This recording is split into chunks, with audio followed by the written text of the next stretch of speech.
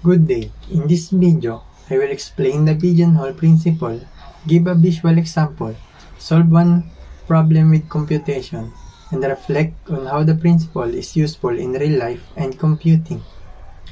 What is pigeonhole principle? The pigeonhole principle is a simple but powerful idea in mathematics. It states that if you place more objects into fewer containers, then at least one container must hold more than one object. In mathematical form, if n objects are placed into m container and n is greater than m, then at least one container must contain two or more objects. In simple words, if there are two or more than available spaces, something has to share. To make this easier to understand, imagine we have 4 lockers and 5 students placing their bags. Since there are more bags than lockers, no matter how they arrange them, at least one locker must contain at least 2 bags, even without knowing which locker it is. The principle guarantees that it must happen. Now, let's apply the principle in computation. A class has 30 students and they are assigned to 6 group chats. Show that at least one group chat must have at least 5 students. Solution: number of students 30, number of group chats is 6. Using the pigeonhole principle, minimum student per chat is 30 divided by 6, which equals to 5.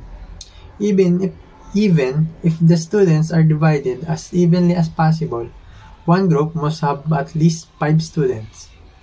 Because if every group had only 4 students, that would only cover 24 students, but we have 30, which means at least one group must have one more. So, the conclusion is that at least one group chat must contain 5 or more members. Through this activity, I learned that the pigeonhole principle is very useful even if it looks simple. It helps us prove that certain outcomes must happen without needing to test every possible case. In real life, this principle applies to many situations. For example, if there are more than available phone numbers, at least 2 people will share the same number pattern. In computing, the principle is used in hashing and data storage.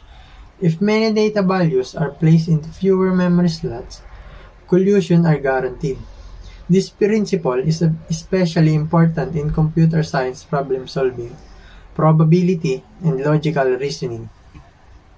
That concludes my explanation of the pigeonhole principle, including its concept, a visual example, a sample computation, and a real-life application. Thank you for watching.